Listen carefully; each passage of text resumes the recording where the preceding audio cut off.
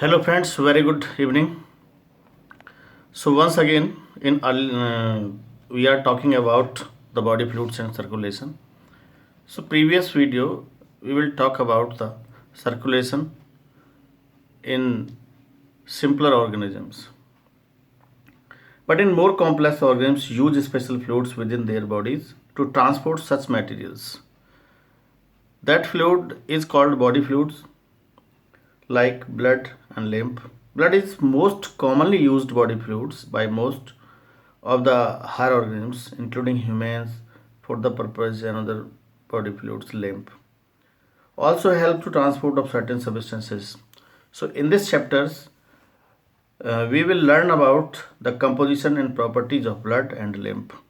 So first of all, we are going to talk about blood.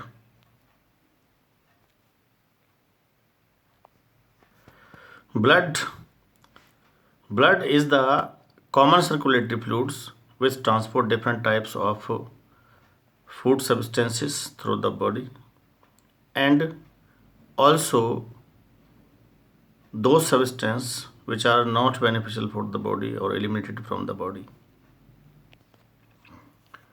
Blood is constituted by 55% plasma and 45% formed elements.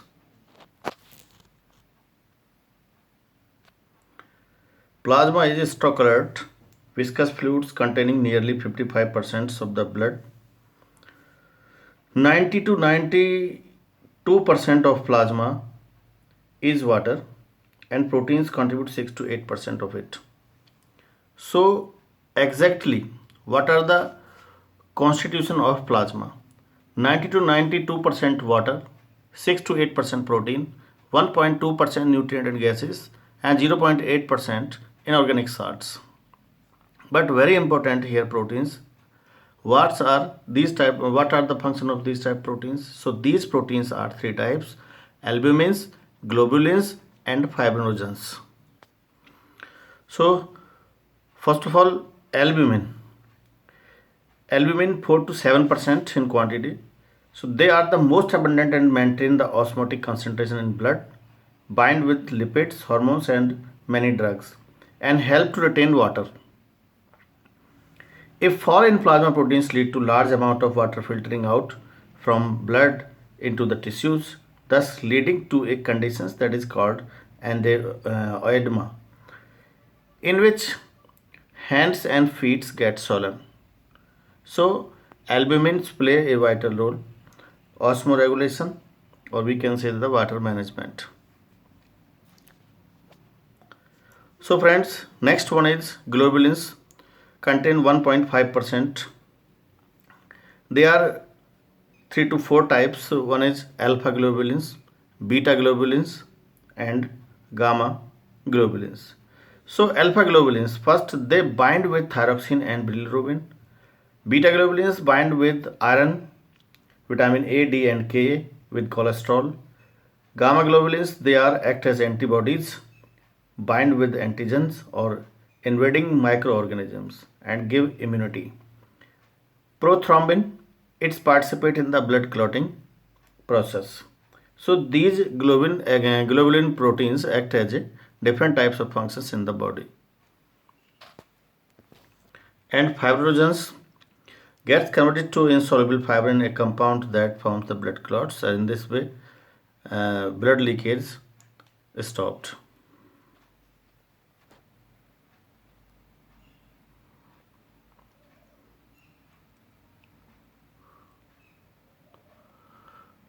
Look this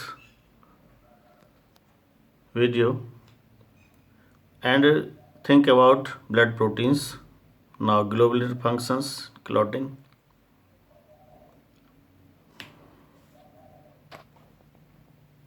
And nutrients and gases are 1.2% constitute plasma like glucose, amino acids and fats.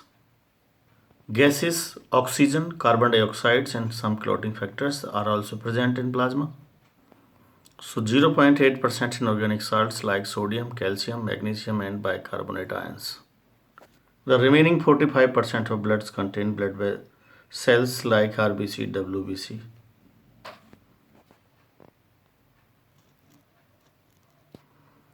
And these three elements like erythrocytes called red blood cells, platelets, thrombocytes called leukocytes WBC are also constitute blood 45%. So these are the formed elements. In blood cells, erythrocytes means RBC are 99% and 1% leukocytes. And platelets mean WBC and thrombocytes only 1%. In adult men, these RBCs or WBCs are formed in the bone marrow. So friends, do you know how many number of RBC in a cell per cubic millimeter of blood? So dear, numbers varies from 4.5 to 5 million per cubic mm.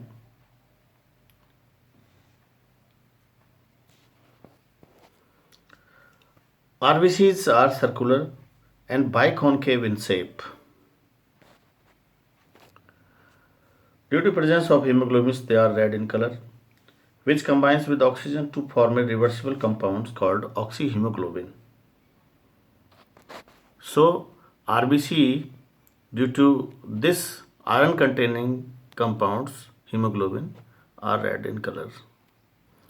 And this protein, hemoglobin, play a vital role in the transport of oxygen and carbon dioxide in respiration. Lifespan of RBC is 120 days. Mean erythrocytes have or RBC have an average lifespan of about 120 days, after which they are destroyed in spleen. So friends, as you know that the breakdown or hemolysis occurs in the spleen of RBC. So bone marrow and liver, spleen, bone marrow and liver. So the most important site of RBC disposal is the spleen. So it is called as graveyards of RBCs. Iron released by hemolysis is retained in the body and is reused in bone marrow to form hemoglobin. Biliverdin is formed from the protein part of the erythrocytes and is almost completely reduced to a yellow pigment, bilirubin. And low RBC counts leads to anemia or deficiency of RBC. So friends, now we are going to talk about important facts about RBC. So small size and biconcave shape help them to flow through the thin capillaries in a single file. Absence of nucleus provides more space for hemoglobin. In comparison to a sphere or cube, biconcave shape provides large surface area for diffusion of gases. And friends, because of the absence of mitochondria and other cell organelles, RBC cannot carry any metabolic activity. Hence, all the oxygens they carry is transported to the tissue and not utilized by themselves. About 2 million RBC are destroyed per second, and therefore an equal number must be produced to keep the RBC count in balance. So these are the important facts about RBC. So friends, next we are going to talk about leukocytes. In the mature state, their red color is. Unlike RBC, they have nucleus or they are colorless. So that's why they are called as white blood cells also, or WBCs. On the basis of presence or absence of cytoplasmic granules on their surface, so WBC are called two types. So presence of cytoplasmic granules are called granulocytes. Absence of cytoplasmic granules on its surface called agranulocytes. So WBCs are two types, granulocytes and agranulocytes. Granulocytes are three types: neutrophils, eosinophils and basophils. And agranulocytes are two types: lymphocytes and monocytes.